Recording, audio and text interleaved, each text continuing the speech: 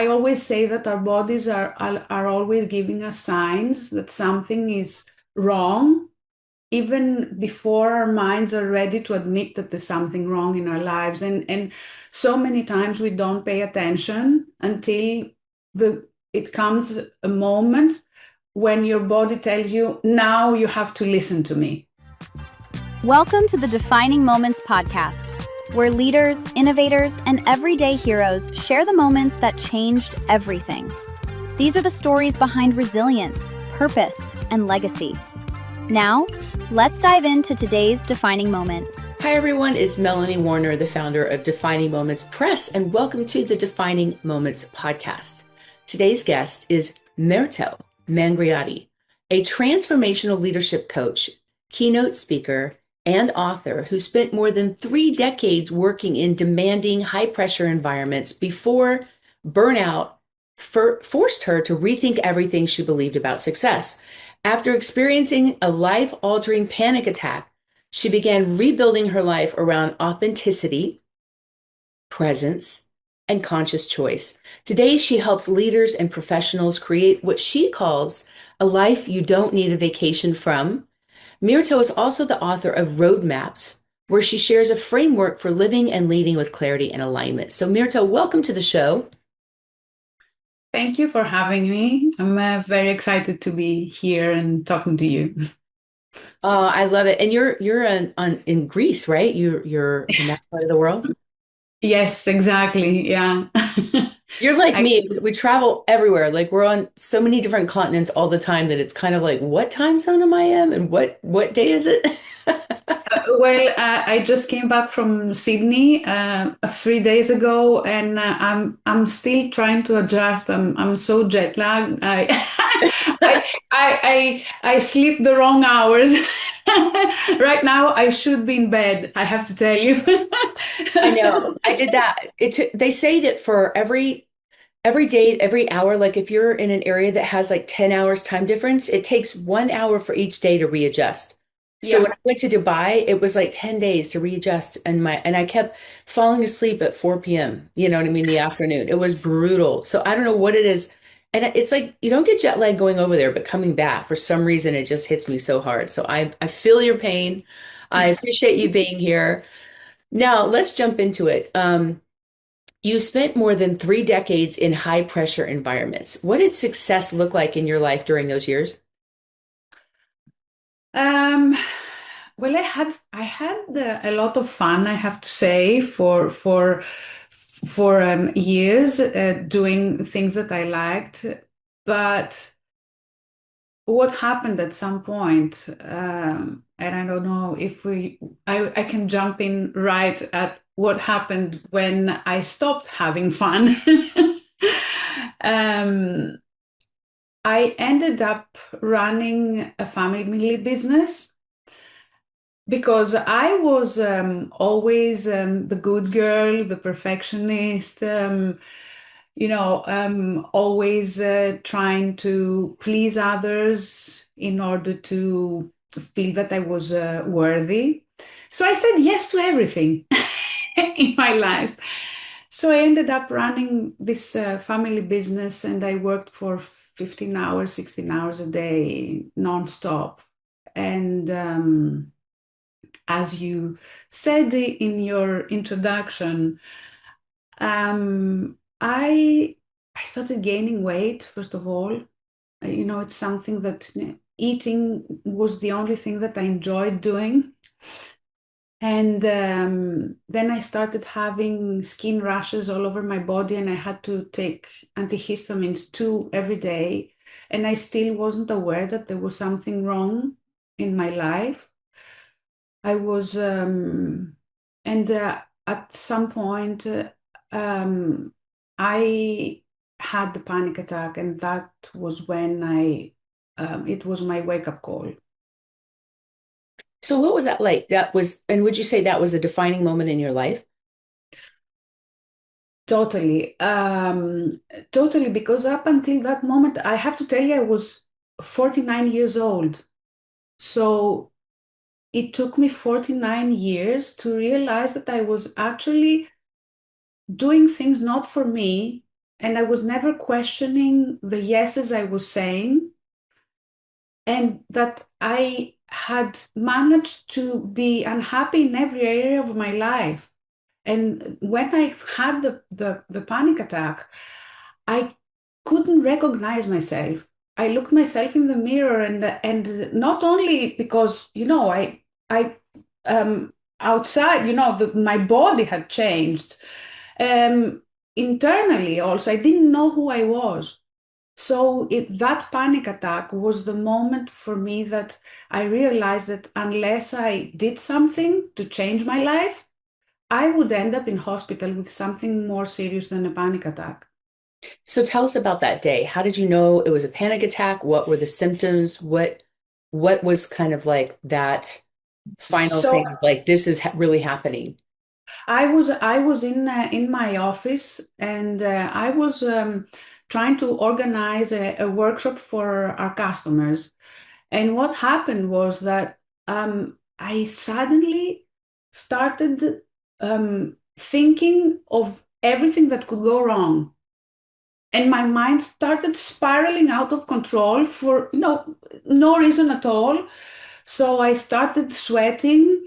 I started my heart started beating faster. My breath became shallower. I was feeling like the walls were coming in, and I was sitting there in my office, and I said, I need to get out. I cannot be here any longer. And I ran down the stairs, and I was crying and trying to catch my breath, and I didn't know exactly what was happening to me. And as I was, aimlessly walking outside and crying, I called my doctor, and I said, I don't know what's happening to me. And he said, well, you're having a panic attack. And yeah, and to tell you the truth, knowing that it was a panic attack calmed me down a bit. Because you know, but it's made me realize, my I always say that our bodies are always giving us signs that something is wrong, even before our minds are ready to admit that there's something wrong in our lives. And so many times we don't pay attention until the it comes a moment when your body tells you, now you have to listen to me. So when you look back now, were there early signs that something wasn't aligned, even before the panic attack, where you can look back and go, "Ah, that was a sign. I missed it." First of all, gaining weight like that. The skin rashes. I've gone to doctors, and they couldn't find anything wrong with me. What I learned later on was that it was repressed anger. Wow. And I've had that too. And I went to dermatologists and I tried all these things and I'm like, what is this and why? And they're like, just take allergy medicine, it'll go away. And they treat the symptom, but they never get to the root of why is this? Why have I never had this my whole life? And all of a sudden I'm getting it. I don't know about you, but especially if you were 49, did you ever just think, oh, this is just menopause? This is just what happens. This is part of life, of being a woman. Did you ever have that thought of like just kind of writing it off as up? This is just what happens when you get older. No, I didn't stop to think about anything. I was so busy and so stressed with work that I didn't stop to think. I didn't think. I have to tell you another sign that I had was, at that time I was living with someone, and I went to a conference abroad, and I came for work, and I came back, and I realized that he had moved out. And he had left me a message saying, you know what, I really love you, but I cannot tolerate your life anymore. And the most important thing about that is that instead of me feeling sad, the first thing that I felt was relief, because for me it was one less problem to have to deal with. But that's how depressed and stressed I was, and even that sign, it didn't it didn't click at that. And 2 months later, I had the panic attack after that. Wow. So many high performers they push through stress for years. Why do you think we normalize that kind of pressure and define it as success, the price we pay? Well, I think that we it's because I think we need to feel the deeper thing is that we need to feel worthy. For me, that's and to get that satisfaction, we normalize everything else, and in the end, you don't even get that because for me, I the way I remember it is that I felt empty inside. Even though, people would say, oh, she's a businesswoman, she's doing that, she's running the company. I was also a production assistant for a very famous Greek singer for 25 years. And I was doing that together with running the family business for the last 5 years before that. So people would see me and I looked happy. I smiled. Of course, I wasn't looking like myself, but people would maybe say that's menopause, gaining the weight, but it wasn't. So you often talk about people building lives they eventually need to escape from. That's kind of a common thing that we can't wait to take a vacation. We live for the weekends. You hear that all the time. Yeah. What does that pattern actually look like? What do you mean? What does the pattern look like, right? If somebody is building a life that they eventually need to escape from, Well, what does that pattern look like? well, it is you just. I think that you follow what you think you should be doing. So you're building a life. I think that a lot of times, you have a parent who is a doctor or a lawyer, and you feel that you must follow their footsteps, or maybe you have an idea of what success looks like and what you think you should be doing to be successful, and you do that, but most of us don't stop to figure out and to really think what we truly want for ourselves. And sometimes we want much simpler things than what we think we should be doing. And so by following something that is not aligned with who you truly are, then you are always looking for vacations because your life feels it's tiring. It makes you need to escape. Well, you said that you suddenly saw that you were unhappy in every area of your life after your own defining moment with having the panic attack. What was the hardest truth? What was the hardest truth for you to face? um, for me, it was, I think that I didn't know who I was at that moment. I was shocked. I had no idea. At that moment, if you asked me, what do you like? What do you enjoy doing? I didn't have one single answer. I think that the only thing I would probably tell you is eating. And usually this is a mask to something to mask all your problems. It's not okay. I still love food, but now I know why. But I think that the hardest part is that, oh my God, I have no idea who I am right now and what I want and what I enjoy.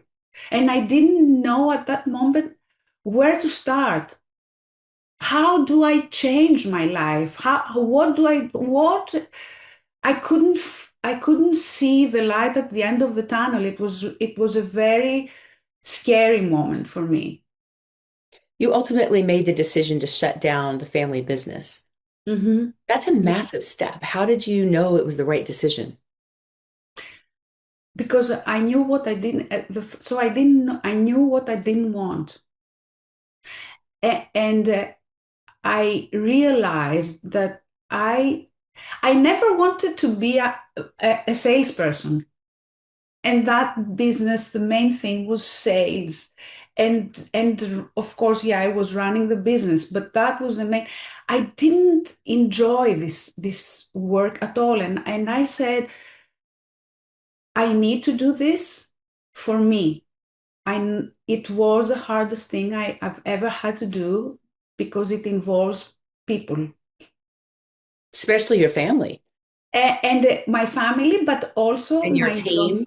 my Mhm. employees, which I knew each one of them personally and their families. So I knew what that would mean to them.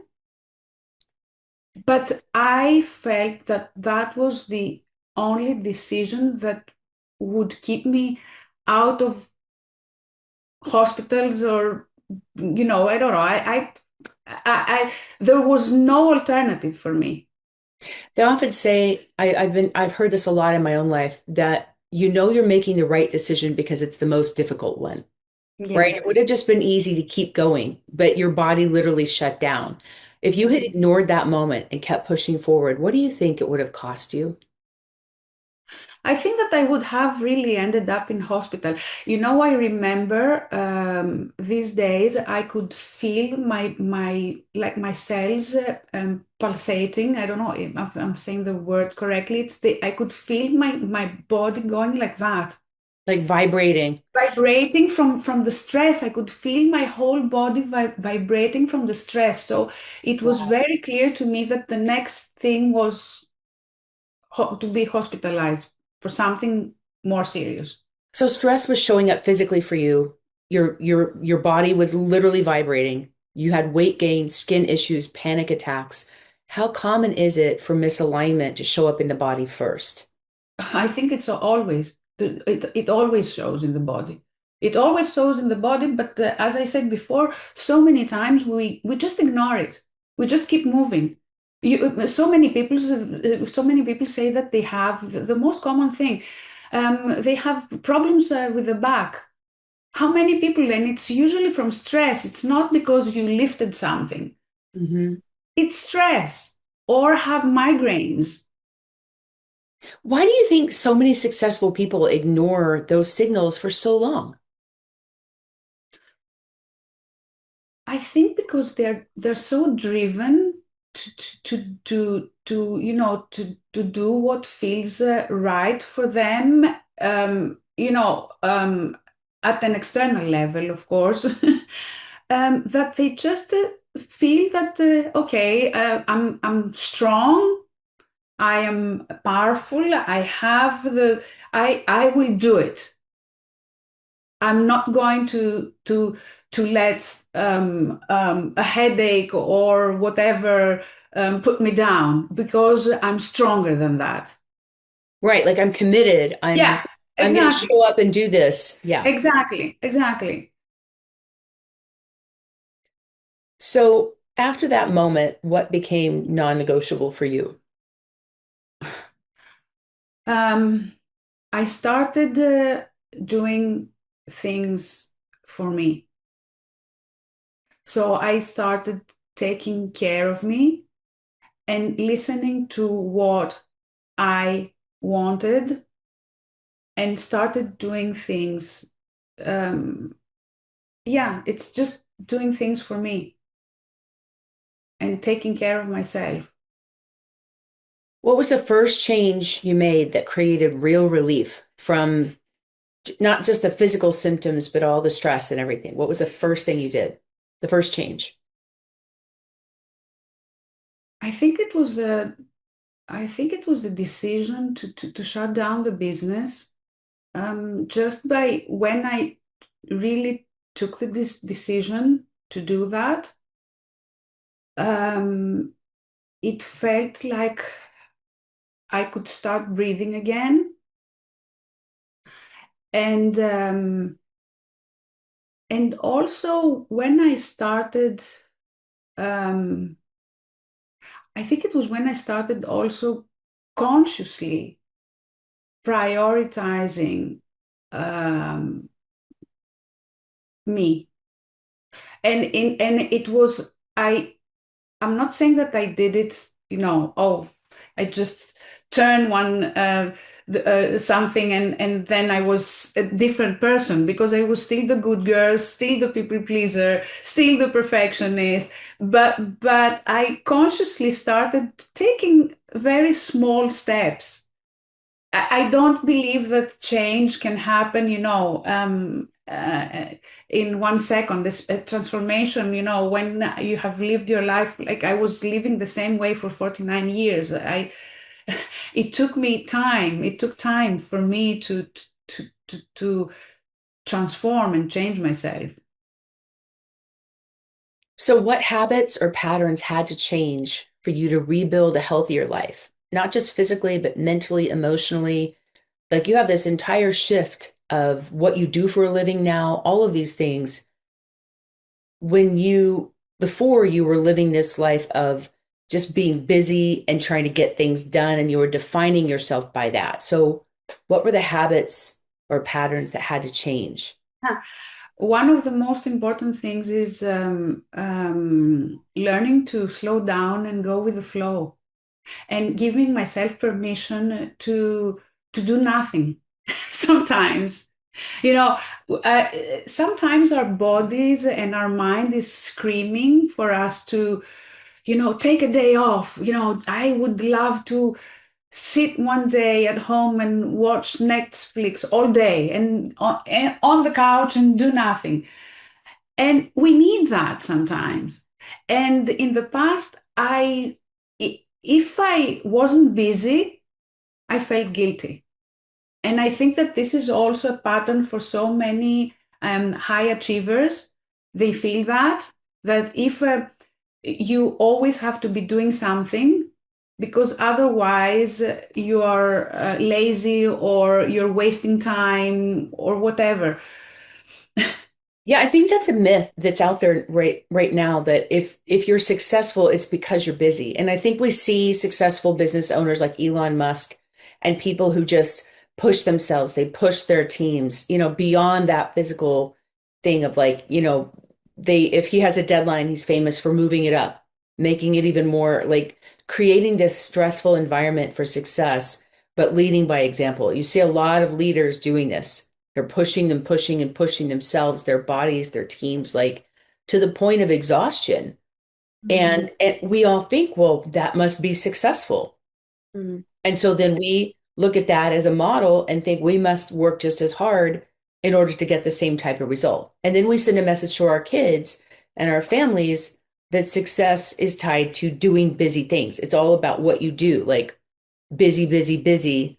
And it's like we're not called human doings. We're called human beings. And sometimes it's just about who you are and just being this person in that moment and knowing who you are so that you're not, setting that unrealistic expectation that you can operate as a machine and be successful and not have something fall apart. Yeah, and what I've realized from my own experience, and this is what I'm also advising clients and everybody actually, is that when you feel that you need to do something for you, you have to do it without feeling guilty. And so I now, when I feel the need to stay in one day in the couch, and watch Netflix, I do it and I don't feel guilty. And you know what happens? The next day, I'm 10 times more productive. Yeah, because your brain Because unplugged. my brain Yeah. and my body relaxed. Because if you do watch Netflix and you still are thinking, oh my God, I should be doing this and this and this, then your mind doesn't really relax. And neither does your body. And I have one more very interesting example with that. I have a friend who, whenever we go, maybe you have also friends like that, we go out to have dinner and they say, I'm only going to have a salad and I'm only going to drink a glass of wine and nothing else. And I know from the start that they're not going to do that because, of course, when you're with your friends and you're having fun, you let yourself go. So I tell him, don't say that. You're not going to do it anyway. So, and then you're going to feel guilty. So why not let yourself enjoy the evening and tomorrow start, do what you have to do, but do it tomorrow. Just enjoy yourself because otherwise you will be moaning and all the time bitching about, I drank, I ate too much and I didn't want to do that. And now I'm feeling, oh, don't Yeah, do and it. then it takes away from the experience because I think so many people are so focused on we're so driven by our routines and habits and success. Like we're so consciously living that we're not living. You know what I mean? Like we're so like I can't go out with my friends because I'm not going to drink or because I will miss my workout in the morning. And then we're missing out on the dopamine that comes from that personal connection. And we can still get it from screens and certain, scrolling and on social media, but it's not the same as fulfilling um that internal neuroscience of having that real connection with people. And I feel Exactly. like that's what's missing right now in a lot of places. And not only that, but it's also you don't let yourself enjoy the moment. You are not you're depriving yourself from enjoying the moment because even if you go out, you feel guilty for doing it. Yeah. Or you want to eat pizza, you eat it, but you feel guilty because you ate it. Then the next day you're still craving it because you didn't have the actual satisfaction of eating the pizza. You Yeah. were eating it, but you were feeling guilty. So you're doing the thing that you want to do, but you don't let your body actually experience it. So I you think still crave it. I think too, we're very unrealistic. Like we aren't machines, and it's like obviously we're in a world of AI and artificial intelligence, but we're not meant to operate that way as human beings. We're not wired that way. And so a lot of times I find that it's kind of funny, people will do all these different things. They'll try all these different habits. They'll, try different things for a while. You know how we always say we're going to do this and it's a habit and we're going to do it every day. And then if we miss one day, we beat ourselves up and we think, oh, I just screwed it up.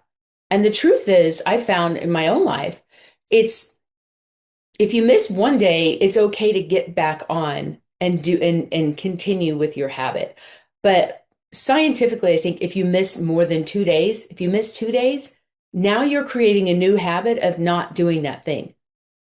And so it's like it's okay, like if you get off the diet and you fall off the wagon for a day, just the next day, just it's a new day, start over again. But if you miss more than 2 days in that habit, then it becomes a new pattern or a new habit of not doing that thing. You're giving me a very nice, in my book Roadmaps, I talk about that, which is my book is about goal setting and how to set goals that you can actually achieve. So this is a very good point that you're making because what do you do when you don't follow what you said you would do and you break the pattern of your goal? Most people they give up because they believe that, oh, I failed again. Yeah, like, and it maybe not, I mean, every day I fight with my routines. Like, I know I Yeah. should have eaten this, I should have done this. We were talking about it today before we started the podcast. I have this habit of getting up every day and taking a walk. And before I look at my phone, before I do anything, I get my body moving. And because the time changed, I woke up and it was dark and I was like throwing off my whole schedule. But I forced myself to get up and go and do it, even though it cut some other routines short that I've got to try to make up later. In my head, I'm like, I'm behind already today. You know what I mean? So I get that. I totally get Yeah. that. No, in your book, Roadmaps, and I love the fact that you teach people like to be aware of these patterns and habits before it becomes a crisis or a panic attack, right? You Mhm. don't like you can actually learn from joy. You don't have to learn from just your whole body, your whole life falling apart. You can learn Yeah. from other people's mistakes, but you're like creating this GPS for people. Like, here's a life you want. Here is the roadmap of how to get there, right? I love that. I mean, you make it really, really simple. Mm-hmm. And in your book, you talk about that inner voice. And you have a funny name for your inner voice. Tell us more about that inner voice and what yours looks like and sounds like to you. Yeah, so I talk about my negative self-talk, and I have named him Mr. Magoo.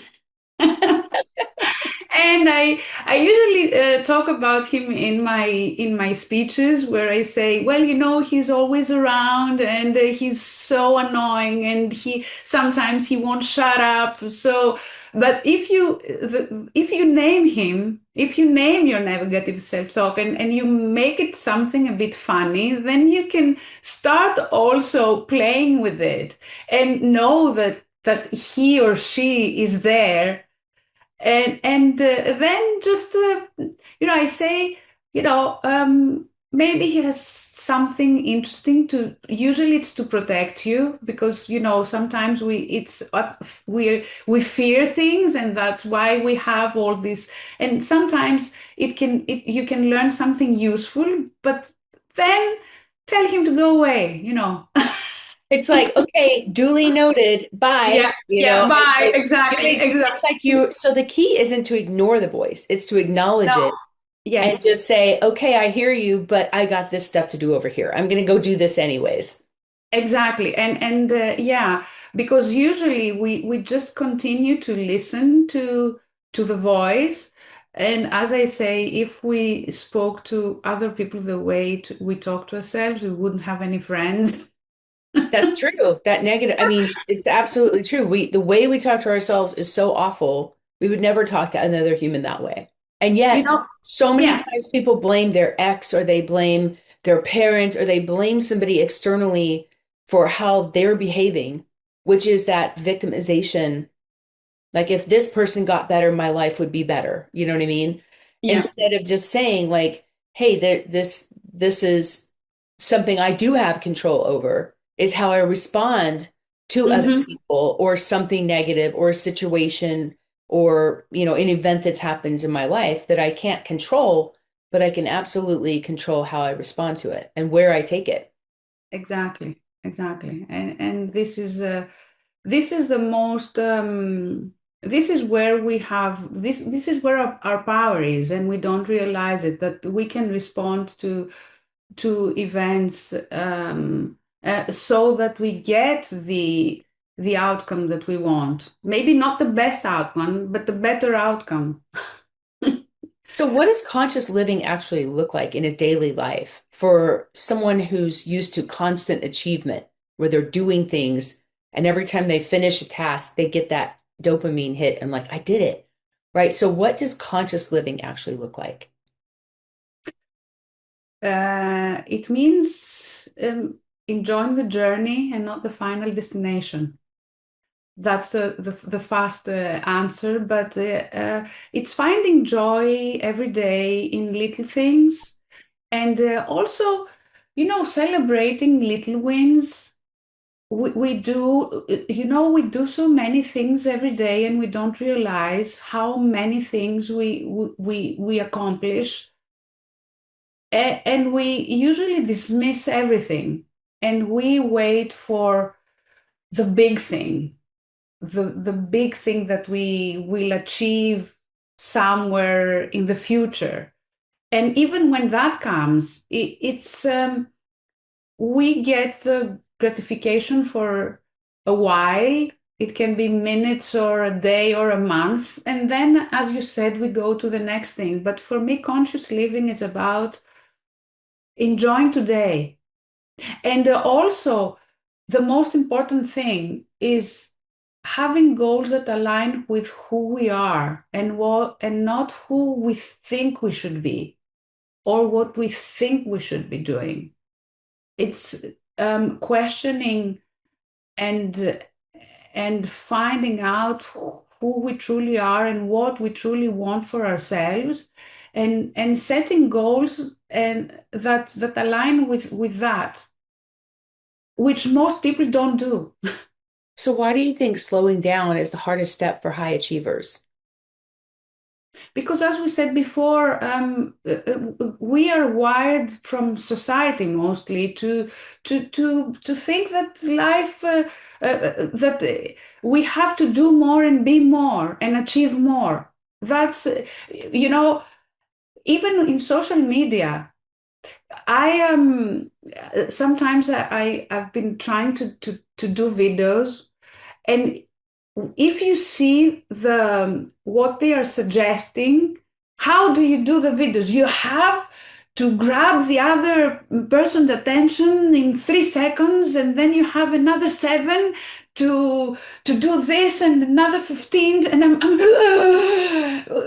this is I cannot. It's not me. I cannot do that. But it shows you how everyone responds and what people are thinking, and how fast we believe that life should be moving. So where do you see leaders and especially entrepreneurs staying stuck longer than they should? I think it's exactly that they set goals that um, they don't, maybe they feel unhappy, or they have something that doesn't, they sense that something is not right, and they just ignore it, and they just keep going instead of taking a step back and saying, uh, what's that and what can I do about it? Am I really happy? Why do I need to continue um, you know striving for the next thing? You say that we should create a life we don't need a vacation from. Many people might hear that and think, that sounds unrealistic, right? How would you respond to that? Well, what I actually mean is not, I don't believe, that we don't have problems in our lives and everything, it's like being in heaven and being happy all the time. But it's what I said before, it's about finding joy in the little moments every day, having goals that align with who you are. Because when you have that, I say, if you love what you're doing, and if you have problems, then you approach everything differently. If you It's so important to love what you're doing and to know what you love, because sometimes you don't even know that. So it's first of all knowing what you truly want. And when you have that, then every day find moments. And it's not just moments. I have to tell you, I wake up every day and I can't wait to start my day. I love everything. Yeah, Even the jet lag, yeah, I know because it's something that's not routine. I remember I've been an entrepreneur since I was 18, and years ago I coined a phrase, when you have a job or you're doing something you hate, it's like it's hard to get up in the morning. Hmm. But when you love what you do, it's hard to go to Exactly. when you love what you do, it's hard to go to bed at night. Exactly. And you know what? And it's also about not waiting for as I said before, not waiting for the final destination. It's what are you doing today, here, now? What brightens up your day now?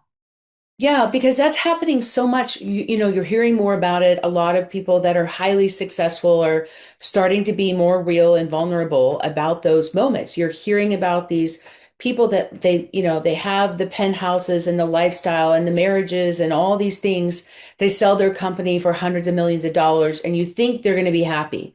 And they Hmm. actually get depressed Yes. because they don't have any passion or purpose. They don't have anything to drive them to get out of bed in the morning anymore. And the same way that a lot of people, they say the average person dies 4 years after retirement. Mm. And so what that teaches me it isn't just about the accomplishments. And I've experienced that in my own life, just kind of, I call it post-party syndrome. I Because like you like. have this big, hairy goal in your life. Like people come to us all the time. They want to write a book for 20, 30 years. They want to write a book. We help them do it and they're like, oh, now what? Now, I mean, I've been striving for this thing for so long, like trying to get up this mountain, and I finally made it to the top of the mountain and I'm enjoying the view, but now I'm thinking about the next mountain I need to climb. You know what I mean? And I think that's just human nature to keep wanting to like one up, something on your bucket list and something that you spent so long trying to accomplish and you didn't enjoy the journey because it was all about striving to hit some intangible goal to prove something to yourself, you know? Yeah. And now you wrote the book Roadmaps. What inspired you to write that book? Huh. It was actually two things. The first one was that when I decided to shut down the my business, I had never set a goal before in my life. And I learned that from John Assaraf and Jack Canfield. So it was the a course that I took from John Assaraf, and I also read the Success Principles by Jack Canfield. So I tried to create a goal, and it was really hard for me. I had no idea how to do it. I semi did it, but the truth is that I said that I would shut down the business in 8 months, and everybody was telling me it's not possible in Greece with the bureaucracy. How are you going to do that? And in my goal, I actually wrote, I will almost have shut down the business by the 31st of December of that year. And of course, that's a wrong way to write a goal. You cannot say almost something. I know now, but the truth is that I didn't know. And then when I started again trying to write goals after I shut, and I did that actually in my business. The 5th of January of the next year, it was the last day I shut down. I shut the door behind me, which is, and I couldn't believe that I did it. So this taught me, first of all, that's a parenthesis. It taught me that when you set a goal that you really want to achieve, you don't have to know how you're going to get there. You just need to start creating the plan and taking the first steps. And as you move along, the solutions will start showing up. So, what are some small shifts that somebody listening could make today to move toward that kind of life? What would be like the most critical first step if somebody realizes, okay, this is not the life I want to live? Because we always hear, if you don't like the life you're living, don't live it. Go live a different life. Well, that sounds really easy in Yeah, it's concept, not. It's but not. it's It's an not. action. It's an actionable step. Like what is the small shift somebody could make today from this? For me, is first of all deciding that you want to do that, that you want to change something in your life, and yeah, create a goal and start taking baby steps. And that is, so what do I want? So the next question is, what do I want? What does that life that I want looks like? What does it look like? What are the things that I, Decide. So decide, okay, I don't want to live like this. Like become yeah, aware, make the decision, and yeah, then visualize what is the life I want. exactly. Even, And even if then you don't know what the outcome is, just having that vision of like, sometimes the vision is, I know what I don't want from this relationship that's or what I this started. business. Exactly, exactly. I That's remember how I started. someone, sorry, I remember somebody asking me, and I was on a stage actually a few years ago, and someone asked me from the audience, what lights you up? And I remember standing on that stage feeling like the biggest fraud because I'm like, I could literally cry because I feel like I'm just so busy doing things that on the outside look like I'm successful, but nothing lights me up. And it was Mm. all the things I thought I wanted that I'm doing in my life, and yet I'm not feeling, it's not lighting me up. And that question wrecked me for a while because I felt every time I asked myself that question, I just didn't know. Like it Mm. was, I was doing everything I had to do to keep functioning, Mm. and I wasn't doing what I really wanted to do. I wasn't going deeper.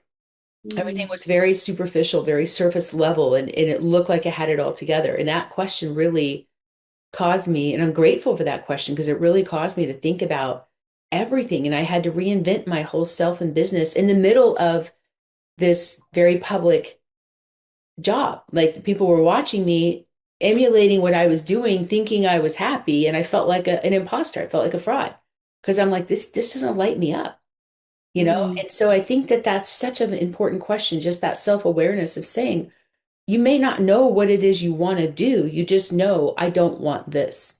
Yeah. Yeah, and that's where you start. So I remember I was exactly at the what you're describing. I had no idea what I wanted, and I used to do an exercise every morning in the shower. I had to come up with one thing that I looked forward in the day. And in the beginning, I couldn't think of anything. The only thing I could think of was coming back home from work and eating. And So and that's that gives how. you, it gives you something to look forward to. I think that's really important. You always need to have something to look forward to in life. Yeah, but you see, but the thing, of course, but the thing is, so there are, I can get how it can be, your life can be such, you can be in such a bad place that you cannot find anything. Now, if you ask me, oh, I look forward to sitting on my computer and working on this and doing that, and look forward to speaking to Melanie. Oh, I look forward, I can tell you, I don't know, I look forward to my day in general. So that's the difference. But when you are at that place, when you are unhappy with your life, then you need to start by finding one thing that you look forward to, finding one thing that you're grateful for, because this is how you retrain your mind. And I've been there, and I know how it can feel not finding one thing. But if you push yourself, because you need to get out of your comfort zone, it is getting out of your comfort zone, not staying in where you are, finding a couple of things, one thing there, and then you start to train your brain to do these things. And as you do that, then more things show up. So that's what you need to start somewhere. What we said before, because you asked me, what do you need to do? You need to start, um, make the decision, and then taking baby steps. And these are baby steps. So, what framework or key idea from the book has helped people the most? Um, so the book is an 8-step system to create goals that you can actually achieve. That's the name of the book. But there are two or three key things that are very interesting. The first one is that your goal must be yours. What I mean, as I say, it must be aligned with who you truly are. If you create goals that, let's say you create a goal that you want to lose 20 pounds because your husband told you so, but it's not something, maybe you are feeling okay, but other people are telling you, oh, you should do that. There's no way that you're going to do that. You're not going to achieve that. You always need to you need to find things, set goals that are for you, and know your why you're doing it. Why do you want that? Because so many times you also say, oh, okay, I want to buy a house. Why do you want to buy the house? You need to know why, because when you know the why, then you can always remind yourself in the bad days, let's say, oh, this is why. And the next thing is, which is very important, is that so many times we create goals and we don't take into consideration that life happens. So, like you said before, what happens when I need to? I'm saving money. Let's say my goal is to save so much money by that time, but now.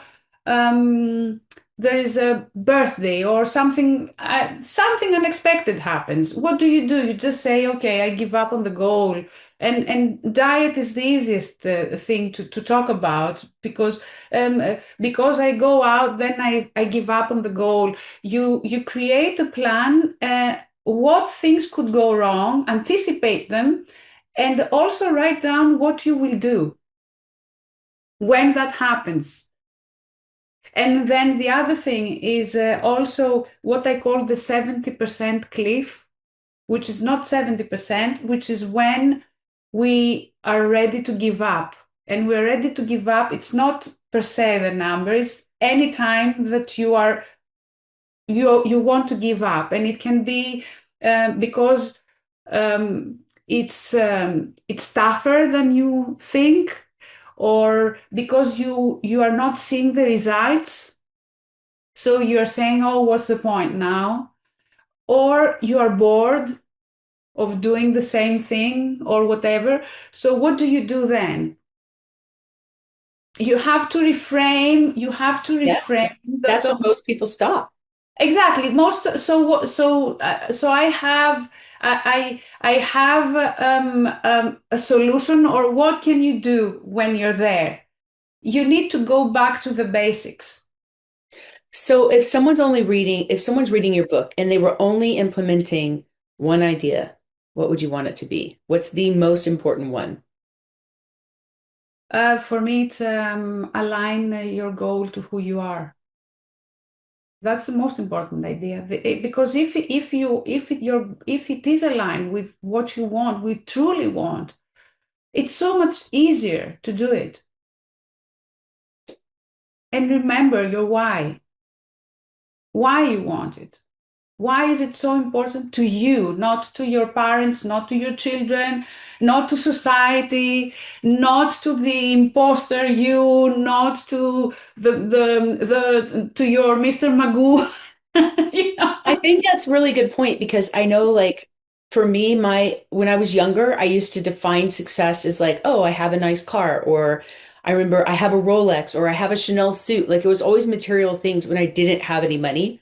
And then when I started to become more successful and actually get money, it became about life experiences. It's not like now my definition of a success is traveling this way or going to first class events and sitting on the front row of a concert, And so it's funny, it shifted from things to experiences somewhere along the way. And I remember when, for my kids, it was like, okay, I want to make so much money I can buy a house at the beach for my kids. And what's funny is now my kids are pretty much they're all adults and they're all like their definition of success is buying me a house at the beach. I'm like, wait, does anybody want to live at the we're all trying to buy a house for each other at the beach and yet do we even want to live there? Like, I mean, we could live on the beach in the Philippines. Like, so you got to be specific, right, about your goal too. And Yeah, of course, of course. and so, what's one sign somebody is living out of alignment? I know we've talked about several different things, but what's the one most important thing that you feel like everybody out there would recognize that in themselves if you're speaking to them today? I think that they're feeling that something is missing in their lives, that there is a sense of there's something missing. What's one habit that helps people reconnect with themselves? I think it's slowing down. You have to slow Slowing down. down to speed up. Yeah, you Mhm. have to slow down. You have to actually not slow down. Stop, stop, stop, and question what you're doing, who you are. As I say, who is saying that? What do I want? Is this what I want? What's one, Am I doing what I'm doing for me? not for someone else? Yeah. What's one belief about success you had to unlearn? Uh, One belief about success that I had to unlearn. Mm, well, that you don't need to work that hard. I mean that you can be successful, and it's about more of enjoying enjoying what you're doing. Success isn't about how much you have or actually what you have succeeded. Success is what you define as success, and it can be very different from one person to the other. And it's what actually brings you joy and what brings you joy today. So if somebody listening today feels exhausted by the life that they've built, that they made choices that they thought they wanted, but they don't know where to start. They know they want to make a change, but they don't know where to start. What would you want them to remember from this conversation? There is always you can there is always a way out. Um, all you have to do is decide, and everybody can do it. I know it's hard, especially when you are at that point in your life. I've been there, so I get it. I believe that so many people think, okay, easy for you to say, but you don't know what I'm going through. You don't know where my life is right now. There's nothing, or it's you always have a choice. Always have a choice, and you just need to decide and start making a plan. So for the listeners who want to learn more about your work, where should they go? How can they find your book? Is there a website they need to go to? How should people follow up with Yeah, you? it's roadmapsbook.com, so they can go there and find the book, and then they will find also other links also on Amazon. And my website, myrtomangrioti.com, and also social media, all of them. I'm on Instagram, on Facebook. Find my name. I'm Greek. There aren't many other with the same name, so yeah, I think it will be easy to find. But it's Myrto Mangrioti, the handle, and the same on LinkedIn. So you can explore her book Roadmaps, where she dives deeper into creating a life that feels aligned, meaningful, and sustainable, the life that you don't need a vacation from. And this is one of the best things about, our conversation is how can people take what we've talked about and apply it to their own life in a meaningful way? There's also a way for people to work with you as a coach, as a mentor, where you can literally take them by the hand, walk them through these steps, teach them the tools, and help them get that main result that they're looking for. And, when you look at people that have applied this, it's amazing how quickly you can shift. It doesn't mean you have to spend months or years. Like you can literally have a transformation like that. And when you have a guide, it's kind of like I always equate it to Indiana Jones, right? That the movie Indiana Jones. Like you have I this love guide it. you have this guide that's taking you on this adventure, and they're giving you tools to not just survive but thrive. And at the end of the journey, you get this experience, but you also get these tools that you can then go on your own adventure and you know you're going to be okay. And like I think that is like the most beautiful way to describe what this process is like, because it's not scary to change something. It's actually an adventure. It can be exciting and fun, but and especially with you because you're so fun, then it's not like most people they don't want to just stare at the underbelly of the navel of their childhood wounds, right? And I think that's where a lot of people are afraid to make changes. They don't want to go to therapy.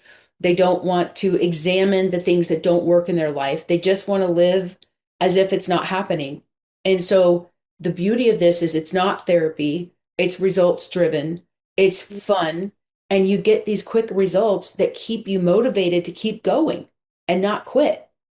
And the one thing I think everybody, when you think about the definition of success, there are only two ways to fail in life. Number one is don't start.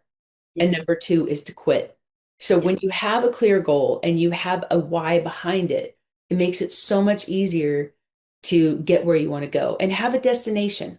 So I think of you as like a travel agent to their destination. Like if they say, I want to go to Hawaii, you're going to be like, okay, you want to take a boat? You want to take a plane? How do you want to get there? Like you have to have a destination in mind if you ever want to make it, if you ever want to get there. Yeah, and one thing that I want to also say is that it took me such a long time to my journey took such a long time because I didn't ask for help. I was I was afraid that it would make me feel weak. I was also for so long be was the independent one, the strong one. I I I I had never asked for help in my life, and it took me a long time because I had to figure out everything by myself. I read books, I took courses, but I didn't have a natural mentor, somebody to guide me through that. And I think it would have gone a lot faster. And I always say, don't be like me.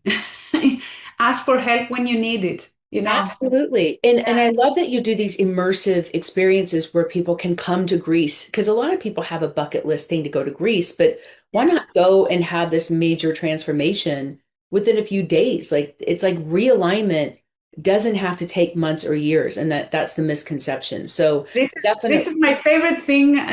This is my favorite thing, actually. I love doing this transformation events because it's 3 or 4 days, and I love showing people around and mixing the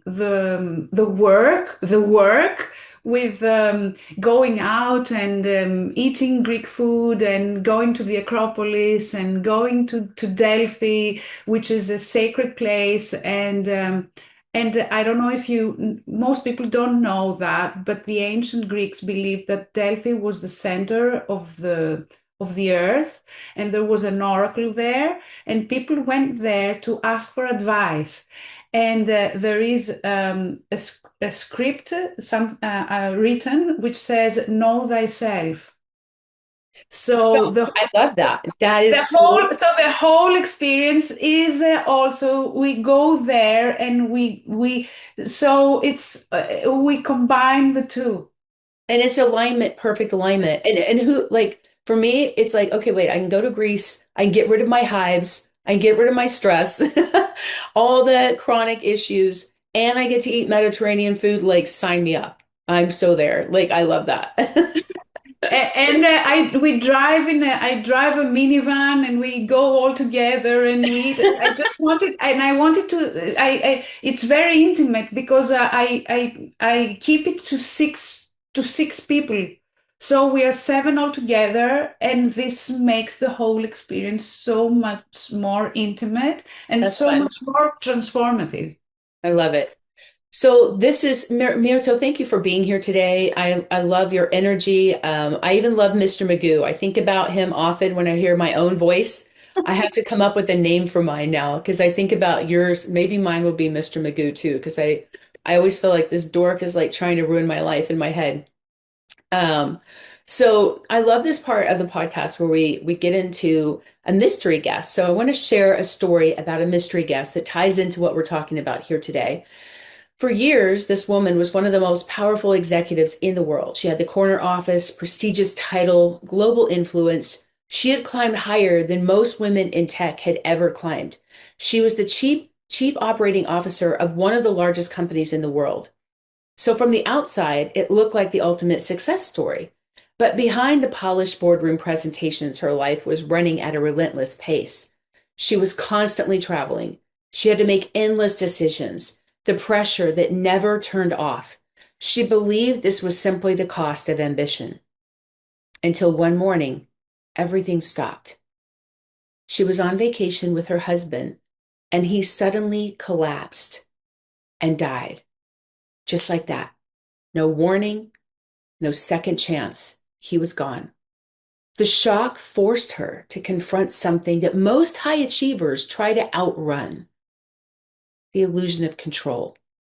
All the planning, all the success, all the effort. None of it could prevent life from changing in an instant. In the months that followed, she faced something that she had spent her career avoiding: stillness, grief, vulnerability, reflection.